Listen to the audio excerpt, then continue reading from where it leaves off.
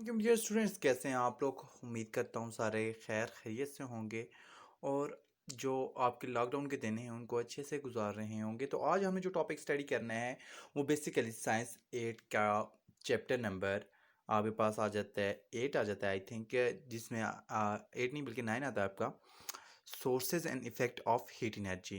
तो बात की जाए, इसका सब टॉपिक है effect of expansion and contraction of solid in daily life के हमारे पास थर्मल एक्सपेंशन और थर्मल कॉन्ट्रैक्शन का डेली लाइफ में क्या इस्तेमाल आता है। तो सबसे पहले बात की जाए कंक्रीट रोड सरफेस। अब कंक्रीट रोड सरफेस आपकी अगर इवन गलियां देख लें आपने मोहल्ले की या आपने स्ट्रीट की, तो वहाँ पे क्या होता है कि वहाँ पे कंक्रीट बिछाई जाती है। अब जब ये कंक्रीट बिछाई जाती है तो इसको पीसेस की फॉर्म में जो है बिछाया जाता है। हमेशा कभी भी आपके पास ये नहीं होता, जैसे ये है ना आपके पास, तो ये कंक्रीट रोड है अगर आपके पास, तो यहाँ पे दरमियान में वो कोई ना कोई लकड़ी के वोट पीस रख देते हैं या कोई ऐसा रख देते हैं कि इन दोनों के दरमियान में क्या हो जाए, सेपरेशन हो जाए। ये सिंपल सी बात मैं एक और आपको बता दूँ, जब घर में आप लोग फर्श वगैरह डालते हैं तो दरमियान में शीशे के पीसेस या मार्बल पीसेस रख देते हैं। क्यों रखते हैं कि आपके पास जब ये थर्मल एक्सपेंशन होगी या थर्मल कंट्रैक्शन होगी तो उस वक्त वो जो एक्सपेंड कर रहे होंगे या आपके पास कॉन्ट्रैक्ट करें तो उनको प्रॉपर एक्सपेंड या कॉन्ट्रैक्ट करने का मौका मिले। अब अगर मैं कहता हूँ यहाँ पे ये मेरे पास कोई रोड है और मैंने इसके कोई भी मतलब इस तरह से चीज़ इसके दरमियान में नहीं रखी, ठीक है, बिल्कुल मैंने स्ट्रेट ले डाउन कर दिया है, तो थोड़े अरसे में क्या होगा, इसमें क्रैक्स पड़ जाएंगे। क्यों? कि जब ये एक्सपेंड होगा तो इसको प्रॉपर जगह नहीं मिलेगी एक्सपेंड होने के लिए, और जब ये कॉन्ट्रैक्ट होगा तो कॉन्ट्रैक्ट होने के लिए भी इसको प्रॉपर जगह नहीं मिलेगी। ठीक है, तो इस वजह से ये क्या हो जाएगा, ब्रेक डाउन हो जाएगा। और ऐसे रोड आपके पास जल्दी ही, या आपके पास जो स्ट्रीट्स होती हैं, ठीक है, वो जल्दी टूट फूट का शिकार हो जाती हैं। लेकिन इसके मुकाबले में ऐसे रोड जो या ऐसे फर्श वगैरह जहाँ पे आप ये मार्बल पीसेस या आपके पास जो है ग्लास पीसेस या आप वुड पीसेस दरमियान में रख देते हैं, तो वो आपके पास जो है काफ़ी टाइम तक वो काम निकाल लेते हैं। तो यहाँ पे मैंने जो लिखा है कि pressure expansion and contraction effects, ठीक है, यहाँ पे इफेक्ट्स होगा इन कंस्ट्रक्शन ऑफ रोड। अगर if road is laid in a continuous form, ठीक है, then it break due to expansion and contraction with temperature, क्योंकि टेम्परेचर बढ़ेगा तो आपके पास हीट बढ़ेगी और आपके पास एक्सपेंड हो जाएगी। ठीक है, to avoid such a damage concrete road surface are laid down in a section, ये इस तरह के सेक्शन छोटे छोटे सेक्शन में, ठीक है, दरम्यान में कोई पीसेस रख देते हैं with small gap between them, these gap are filled with the material which contract with expansion of material and expand with contraction of material. ऐसे मटेरियल से डाले जाते हैं जब वो एक्सपेंड हों तो वो मटेरियल क्या हो जाए, कॉन्ट्रैक्ट हो जाए। जैसे आप लोग अगर देखें ना, तो ये जो फॉर्म वगैरह होता है बाज़ को तो आप लोगों के साथ आता है, कहाँ पे ये जो नहीं आता होता, जो आप लोग कोई चीज़ न्यू बाय करते हैं तो उसके इर्द गिर्द एक फॉर्म सा लगा हुआ होता है, ठीक है, एक गत्ता सा होता है नॉर्मल सा, तो वो मोस्टली वहाँ पे लगा देते हैं ताकि जब वो एक्सपेंड हो तो वो क्या हो जाए, नीचे दब जाए, ठीक है, और वो उसको एक्सपेंड ना होने दें। या आपके पास समटाइम्स ऐसे मटीरियल लगा देते हैं जो उस तरह से मिलते जुलते हों, ठीक है। अब नेक्स्ट जो हमारे पास टॉपिक आता है वो इसी का सेकंड पार्ट आता है जिसका नाम है रेलवे ट्रैक्स। अब रेलवे ट्रैक्स कभी आपने बिछे हुए देखें?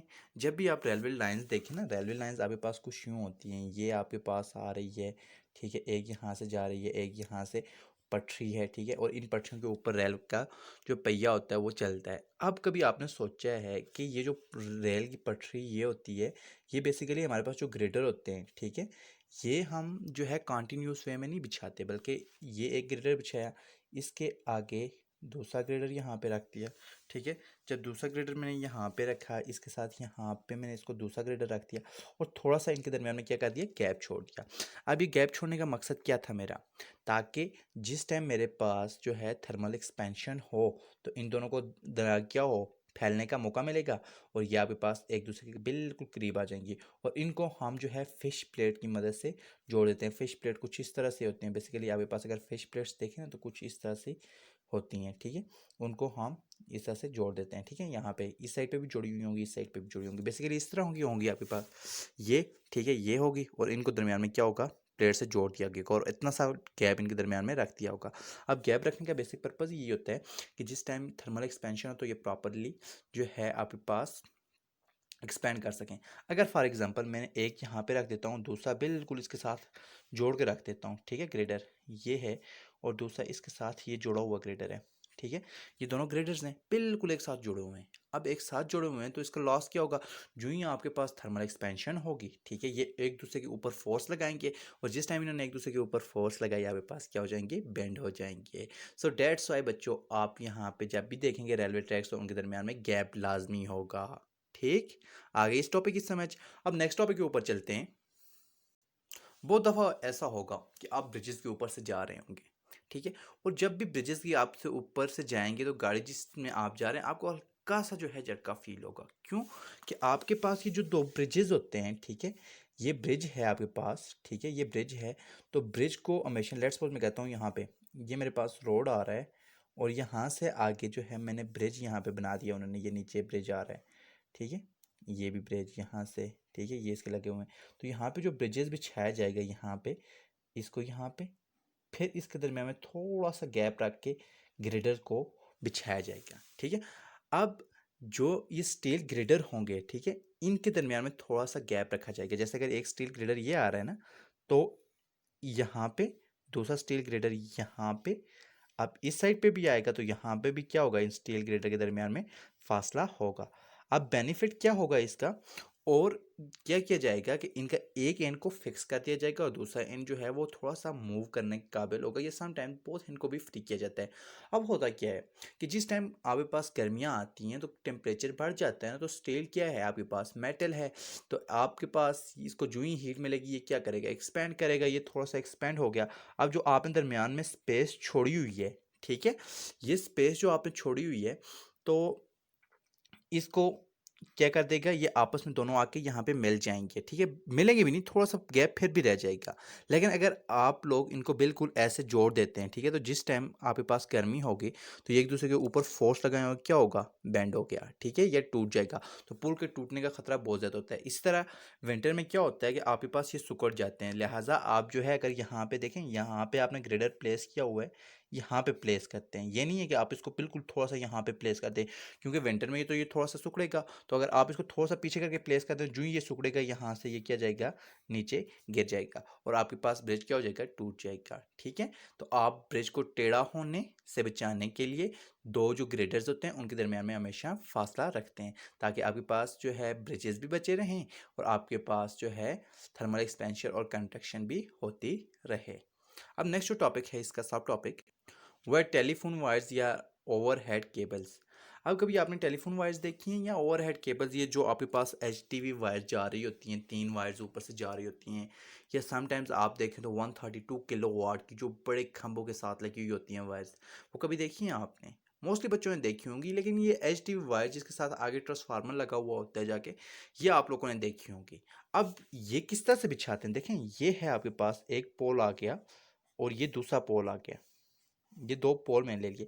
अब इन वायर को थोड़ा सा सैग, ये जो आ रहा है ना, सैग इसको कहते हैं, थोड़ा सा मतलब आप इसको ढीलापन दे रहे हैं, ठीक है, इसको सैग कहते हैं। अब इस सैग देने का फ़ायदा क्या हुआ हमें, ठीक है, ये सैग देने का फ़ायदा हमें ये हुआ ना कि जिस टाइम गर्मियां हैं तो गर्मियों में तो ये एक्सपेंड हो जाएंगी, नो टेंशन। लेकिन जो ही विंटर हुआ तो विंटर में ये क्या हो जाएंगी, कॉन्ट्रैक्ट होंगी, तो बिल्कुल स्ट्रेट लाइंस हो जाएंगी, ठीक है, इस तरह से। अब अगर आपके पास आपने इनको सैग नहीं दिया हुआ था पहले, ये इस तरह से थी, तो विंटर में और कॉन्ट्रैक्ट होंगी। जो ही कॉन्ट्रैक्ट होंगी तो ये आपके पास जो पोल्स हैं, ठीक है, पोल्स आपके पास क्या हो जाएंगे, टेढ़े हो जाएंगे और पोल्स के टूटने का खतरा भी पैदा हो सकता है। सो इस वजह से आप लोग क्या करते हैं कि इनको थोड़ा सा सैग दे देते हैं, ताकि ये जो विंटर में जब कॉन्ट्रैक्ट हों तो आपके पास ना तो वायर्स टूटें और ना आपके पास पोल्स टूटें। सो दो बेनिफिट्स इसके आपको मिल जाते हैं, ठीक है। इस टॉपिक की समझ आइए। अब नेक्स्ट टॉपिक हम देखते हैं इसके साथ, वो है पाइपलाइंस।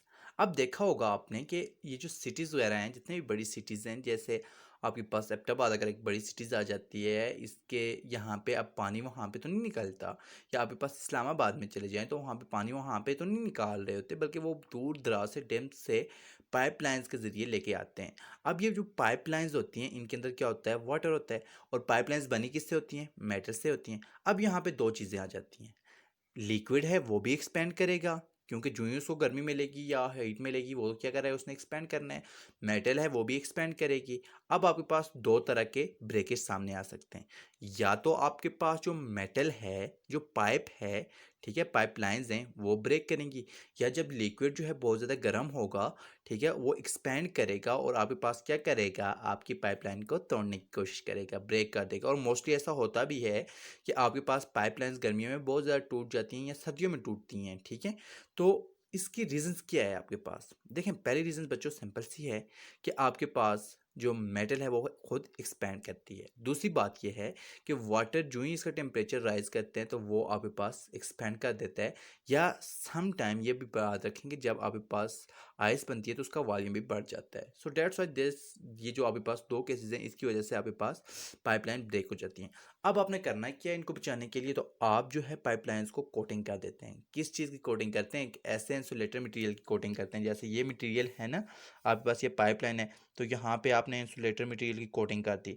अब इंसुलेटर मटेरियल क्या होगा कि यहाँ पे जो सनलाइट है, ठीक है, इसकी जो हीट आपके पास आ रही है या किसी और किस्म की हीट इसके ऊपर जो ही पड़ेगी, ये इसको क्या कर देगा, रिफ्लेक्ट कर देगा और इस हीट को अंदर पास नहीं होने देगा, ठीक है। तो तमाम साइड पे आप इस इंसुलेटर मटेरियल को क्या कर देंगे, कोटिंग कर देंगे, सही है। तो इसकी वजह से आपके पास क्या होगा कि जो हीट आपके पास बाहर से आ रही है वो अंदर की तरफ फ्लो नहीं होगी, और इस तरह आपके पाइपलाइंस और जो आपके पास पानी है, ठीक है, दोनों एक्सपेंड भी नहीं होंगे और इस तरह से आपके पास फ्लोइंग क्या हो जाएगा, चलती रहेगी। होपफुली आपको इस टॉपिक की समझ आई होगी। नेक्स्ट टॉपिक के साथ हम इंशाल्लाह जल्द मिलेंगे। दुआओं में याद रखिएगा। अल्लाह हाफिज़।